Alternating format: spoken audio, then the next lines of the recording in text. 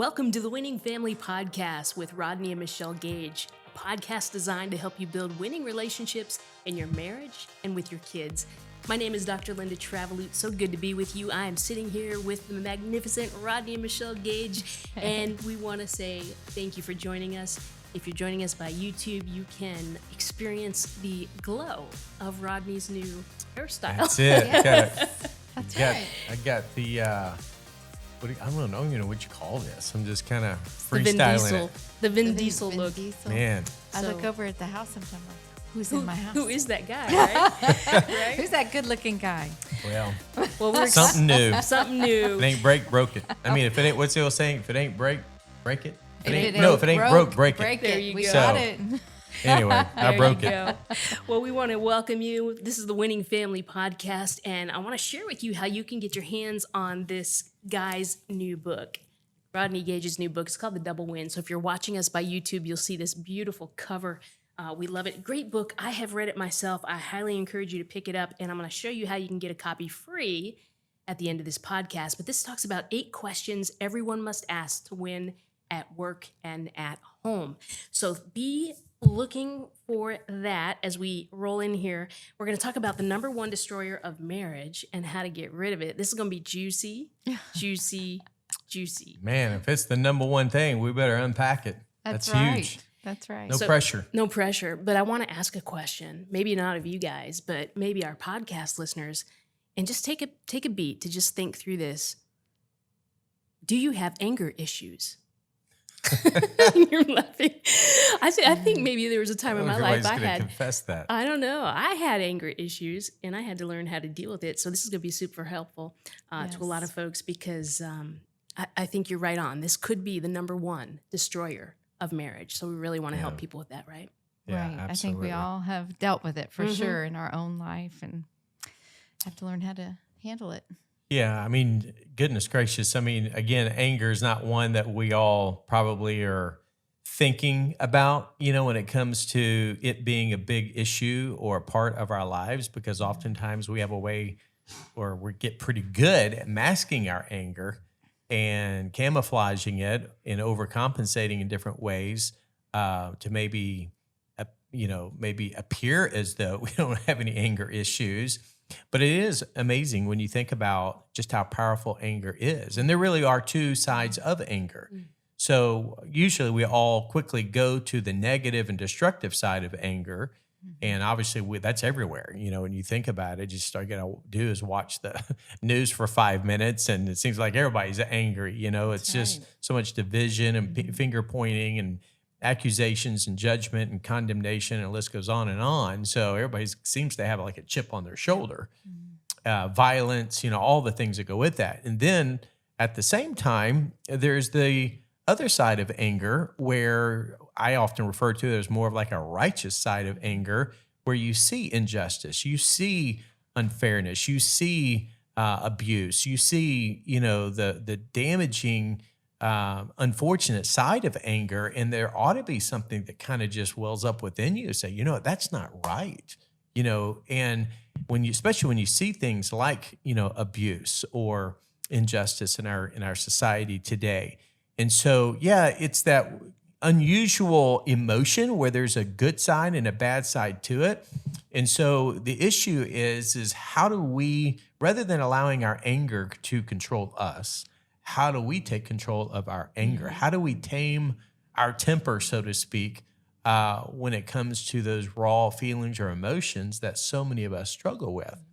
And so, anger is one of those things where, again, sometimes when you think about somebody and to be very specific in the marriage relationship, when you think about 1 out of every 2 marriages in America today that still end in divorce, okay, well, they're probably at the point of being angry at each other, but they didn't start that way. Right. And so, they weren't walking down the wedding aisle angry and mad at each other, or hope not, at least. But, that wasn't their intent. But something happened along the way, which resulted in the feelings of anger. And we'll unpack some of the reasons why people get to that point.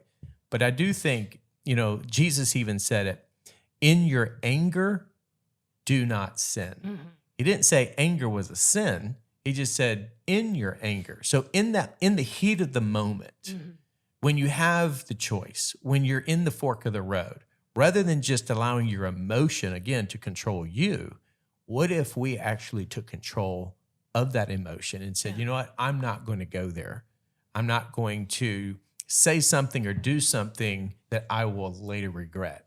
And so whether that's something we verbally say out of anger or something even someone might do physically out of anger, we always lose in those situations because once it's done, it's done. Yeah. And so the ripple effect that has obviously is catastrophic. It can have a huge negative effect and very, very destructive. So anyway, I just think we have to realize that anger is what it is. It's a real human emotion that we all deal with, but we can either deal with it in a healthy, productive way, or we can allow it to destroy us in a very destructive, unhealthy way that basically takes us down. So it's interesting. I want to share some stats. I thought this was interesting that I saw not too long ago around how men and women both kind of cope with anger. I thought this was interesting. The average woman loses her temper 3 times a week. that seems a little low, but this is what, okay, these are stats. This is real research. The average woman loses her temper 3 times a week, while the average man, come on men, lose their temper about 6 times per week. Whoa. So the guys are losing in the anger category. I think Michelle and I are high-fiving over here. If you're not right. watching We're us on doing good. YouTube, yeah. We're doing Yeah. So they keep going here. Women get more angry at people. That's interesting. While men are often angry at things. So like, something's not working or, we get angry. We throw the remote control at the TV, because something's not working.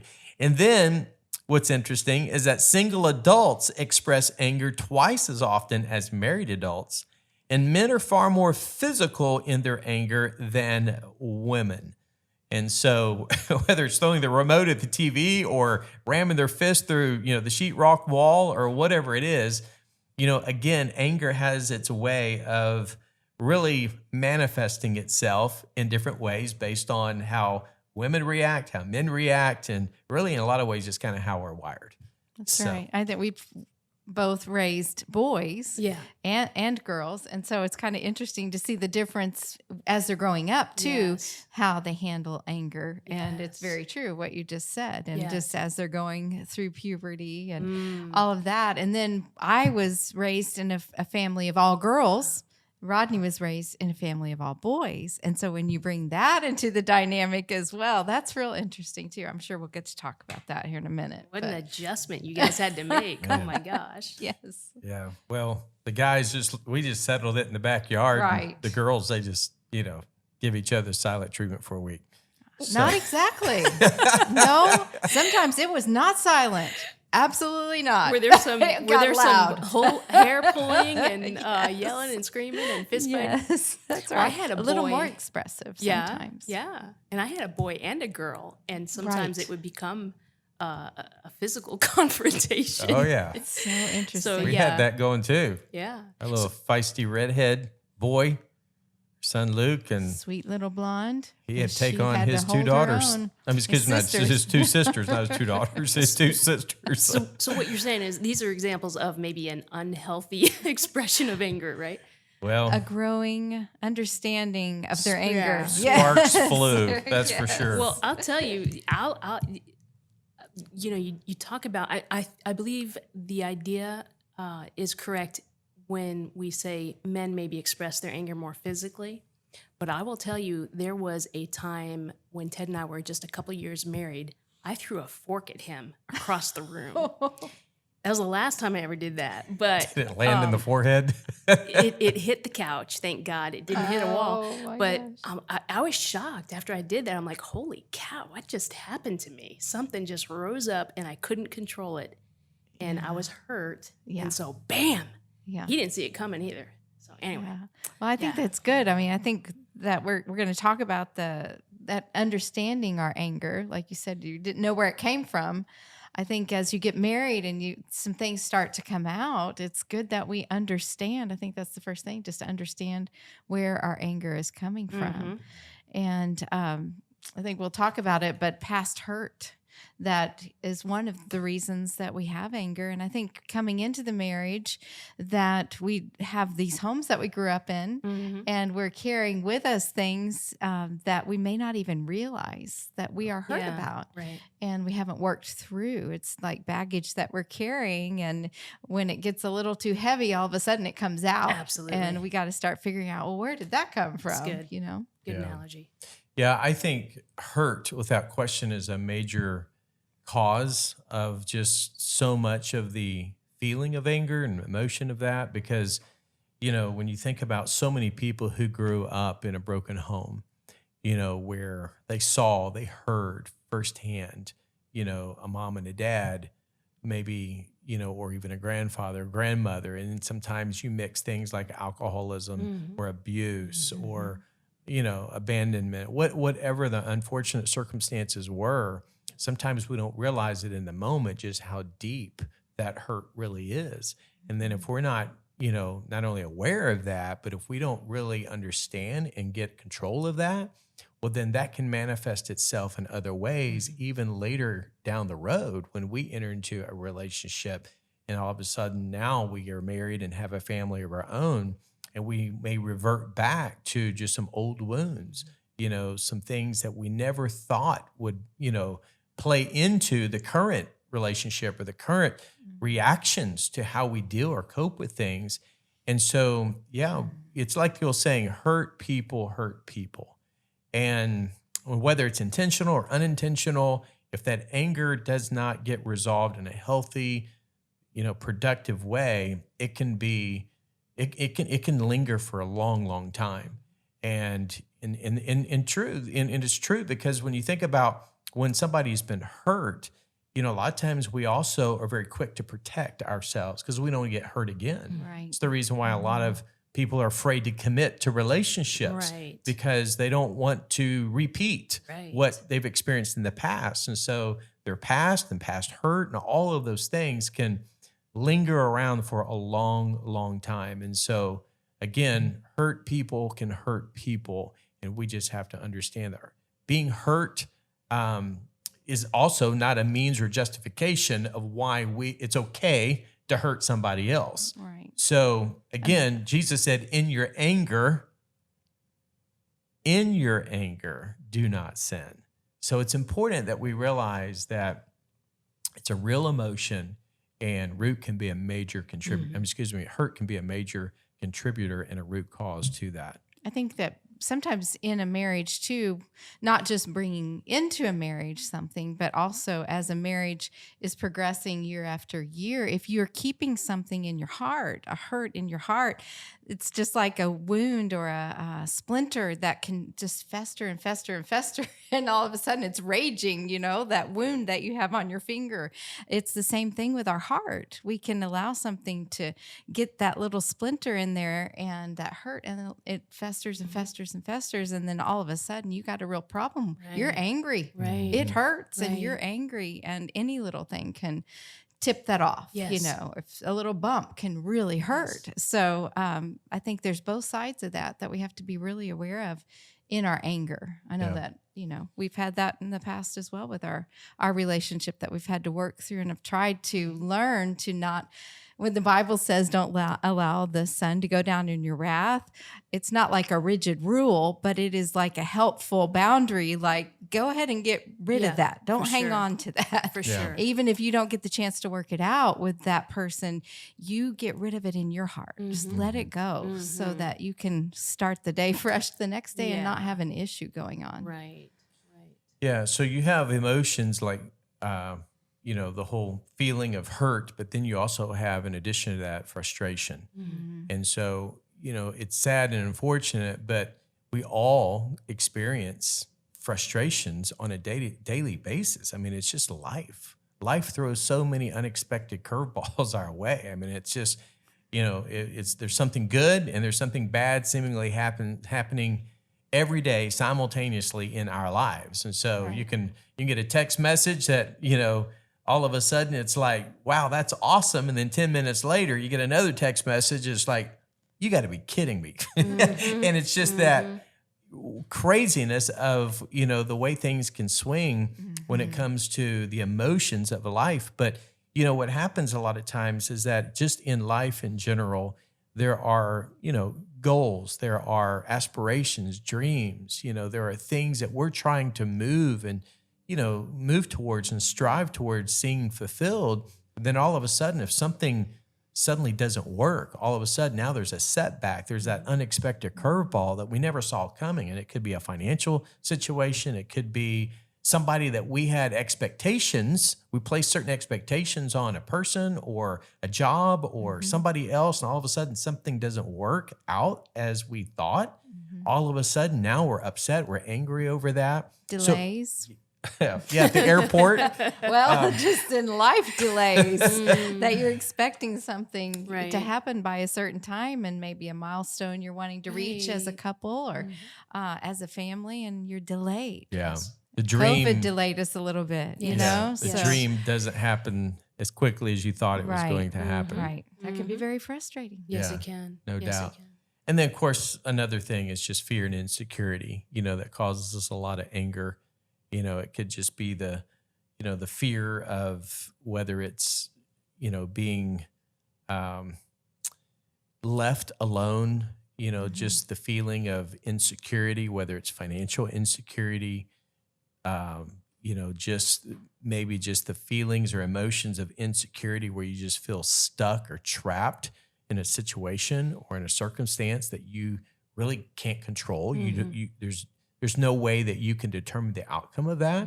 So all of a sudden, if you lose your job, you're going through some major hardships, and maybe you get a bad diagnosis, or, you know, if you're a young person and you know your mom and dad now are going their separate ways, and it's the insecurity and it's the what ifs of, well, how's this going to work, and how are we going to pay for this, and what happened to that, and you know, that when all of our focus suddenly begins to dwell upon our hurt, our frustration, our fear, and our insecurity, I heard someone say it this way: what you focus on expands. Right. And so when we are thinking about it, we're stewing on it, we're dwelling on those negative, unhealthy emotions. Now all of a sudden the anger gets deeper and deeper into our soul and our heart. It's kind of on that boiling point, don't you think? Like if you're even in your work, maybe if you're feeling insecure about something and you come home with that, or maybe you work at home and you walk into the other room and your spouse is there and you're feeling insecure already. And then all of a sudden it's so unusual to me that insecurity and anger go together because you can just boil over with anger, and it is from insecurity. It's really an interesting combination. Well, it's an underlying stress point in our lives, and it's still saying tension and tempers go hand in hand. Oh, that's interesting. So anytime you've got a lot of tension in your life, you're stressed about a lot of stuff, you're naturally going to be on edge. So it's easy to snap, you know, back at your spouse, snap at your kids, just out of anger, because the emotion, once again, is already there, but because we're not either dealing with it properly or we just have, you know, ignored it for however much time, now all of a sudden it's just that default reaction, and then all of a sudden we'll say something or do something, and it's like, where did that come from? Right. And then it's too late because we can't retract those words. So that kind of leads us into just kind of wrapping this up as it relates to how do we tame the temper? How do we take control of it? And why is it the number one destroyer of marriage? I'll never forget, many, many years ago, one of my heroes and mentors, a guy by the name of Dr. Gary Smalley, he shared something one time, and I've never forgotten it. It's so true. He said, the single greatest thing that we can do is to keep honor high and anger low. And I thought, wow, because when you think about it, when we are angry at somebody else, especially if it's our spouse or one of our kids, well, chances are we're going to treat them in a way that we shouldn't treat them. We're going to say things verbally to them that may be condemning. It could be, accusatory. It could be just abusive just by what we say and how we say it. It's like the old saying, sticks and stones might break my bones, but words can never hurt me. Well, that's a lie. That's not true. That's a myth. The truth of the matter is words hurt and they can cut like a knife. So we have to just understand that, anger is powerful. And the reason why it's the number one destroyer of marriages is because it literally has the power. It's like a roaring fire. There are positive benefits to a fire. It warms up a room. When you're cold, you can cook with it. There's a lot of benefits that goes with fire. But fire, when it's out of control, there's nothing more powerful, more destructive. So the same is true with that emotion if we don't control it. So I think there are really a number of things that we can do. 3 of them are negative. 1 of them is positive, which is the goal, which is where we're heading. But the first thing that I think a lot of people naturally do is they suppress their anger. And this is where it really gets into the whole marriage relationship, because you have one spouse. Again, we're all wired differently, our personalities, our temperaments, how we, just how we respond. Some have a tendency to maybe just kind of like hold in and store up, if you will, all of their hurt, their frustration, their fears, their insecurities. And when that is being suppressed for a long period of time, it can literally almost be like a Coke can that's been shaken. And all of a sudden that pressure that's in that can suddenly is almost at that explosive part, a point where it will eventually come out. We've had that happen, not shaken up, but in our little refrigerator with our drinks. Sometimes it'll get too cold, but it's that same pressure and it explodes over everything in the refrigerator and you got a huge mess. Oh, yeah.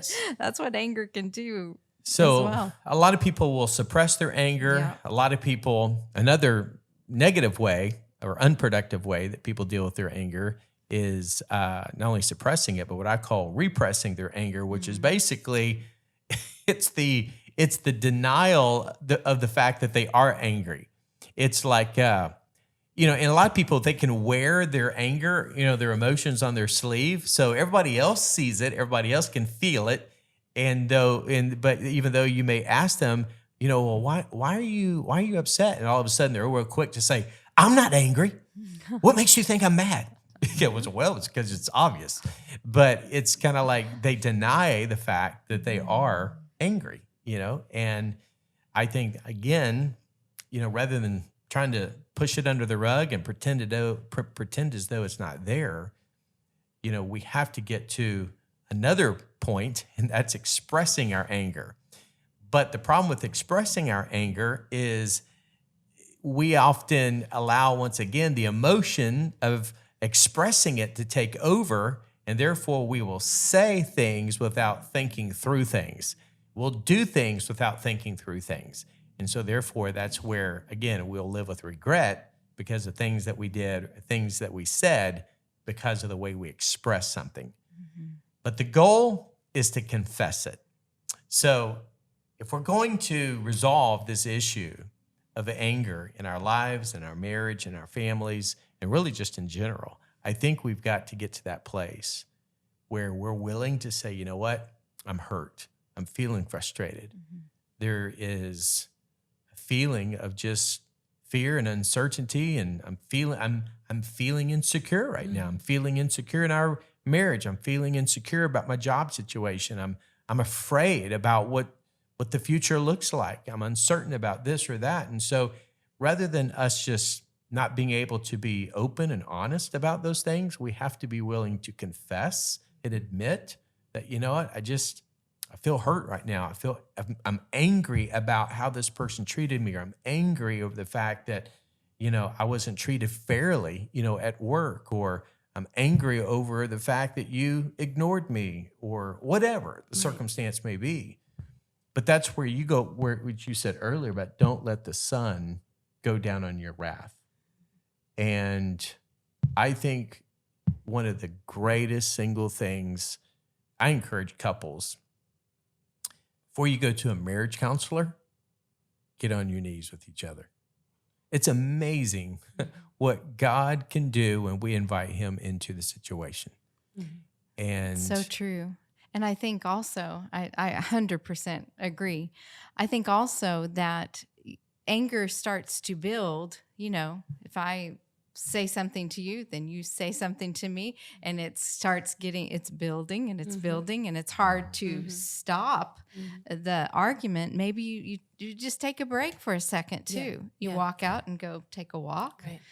Take Bougie down the street and just breathe for a second, or go in the other room and just breathe for a second, and get yourself together where you can think clearly about these things. What is it that I'm going through that I need to confess, or that I need to talk with you at a normal tone, where I'm not upset and angry, but just let anger stop for a minute, Yeah. At least the conversation stop for a second and absolutely take it to God. Sure.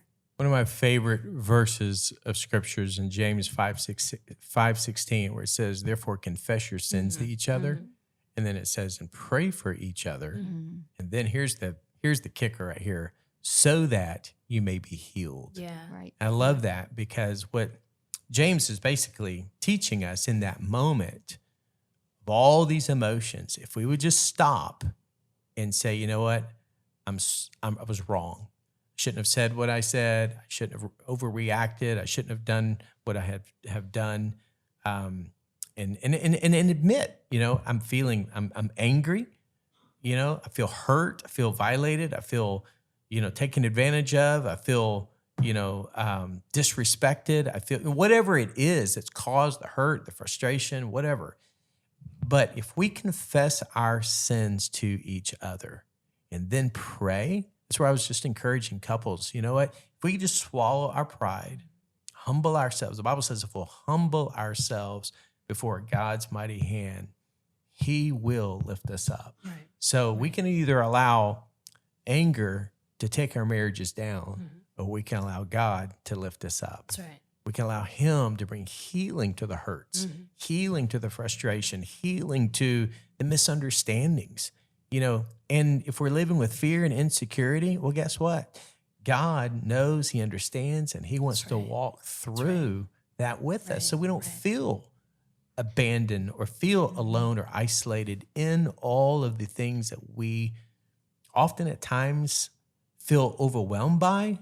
And when we feel overwhelmed, again, the tension and the stress that goes with that, if we're not careful, we can allow that to turn into this anger. And so whether we repress it, whether we, express it in an unhealthy way, or whatever our mode of defense, or whether our mode or default setting is in terms of how we respond to anger, let's take control of this emotion so that we don't allow it to really take down the people in our lives, specifically our spouse, our children, and ultimately our family, because that's what the enemy wants. He's come to steal, kill, and destroy. So the Bible also says, don't give a foothold to the devil. That's right. So don't open the door to anger. Don't give the devil a place that he can get his foot, or he'll take if he can just get his big toe in the crack, that's all he needs to come in and take over, our emotions, take over our household. So I just want to say something before we wrap up. I'm just processing everything that we're talking about. And I think that there are relationships and marriages maybe that you're listening or watching today, and you are on the side. Yeah, I agree 100% with what you guys just said. But my spouse, they're out in left field. And I just want to encourage you today that don't give up. What Rodney was talking about praying, my dad used to say, pray desperate prayers. And we have seen God answer desperate prayers. And it may be that you can't both kneel and pray, but maybe you can. Yeah. And I encourage you today, don't give up. If that's where you're at, just pray desperate prayers every day. Get up a little early, get into that quiet space. Maybe it's over in the corner downstairs in a chair by yourself, and way before the kids or your spouse gets up, and you're just asking God desperately to heal your marriage. God will hear you. Yes. And God will answer your prayer. I promise you. It may not look the way that you think it should look. It may be different. But God hears you, and the Bible tells us if we draw near to him, he will draw near to us, and he will give you the peace that surpasses all human understanding to walk out what you're going through. So I just want to encourage you with that today, because I know sometimes it does take two to tango, and sometimes somebody doesn't want to tango. That's right. Yeah. That's right. And we have to take it on ourselves. Mm-hmm. So we love you guys. We're thinking of you, and as you're dealing with these things. Yeah. I want to just give a verse of scripture here as we close that has been on my mind and heart a lot, and it just applies to so many different things in our world, but specifically in our day-to-day circumstances. But, again, just to build off of what you just said, Michelle, you may be in a situation, could be towards an ex-spouse. Mm-hmm. It could be, with your current spouse. But here's the situation. You may think, there's too much water under the bridge. There's his heart or her heart is so hardened. There's no way. And I get it, understand. And yes, it may seem impossible. But with God, all things are possible. And here's the verse. It's in Jeremiah 32:17, which says, and I love this, nothing is too hard for God. Yeah. So God can do what we can't. He can change the heart. He can soften the heart of a spouse or an ex-spouse. He can, or a mom or a dad or a friend or whatever the circumstances are. But let's not allow anger to take us down. Yeah. Let's let God lift us up so that we can walk and live in victory in this area of our lives. Good stuff. So helpful. So helpful. So Winning Family, as we wrap up our time together today, we want to say thank you for joining us. And hey, be sure to follow us on Instagram and Facebook, because we'd love to hear from you. Let us know that you are getting value out of this content. And I know Rodney and Michelle are very interested to see what kind of questions you have, or even topic ideas for future episodes, right? You're so open to that. They are great mentors of marriages and families. And in fact, let me tell you, you can go to thedoublewin.club.com to learn more about their mentoring program. It's the ultimate double win to help you win in family and life. And you'll also have an opportunity to get a copy, as I mentioned before, to get your hands on the Double Win book. Absolutely free. What a beautiful gift that you are making available to anyone that goes and subscribes to the monthly mentoring program called the Double Win.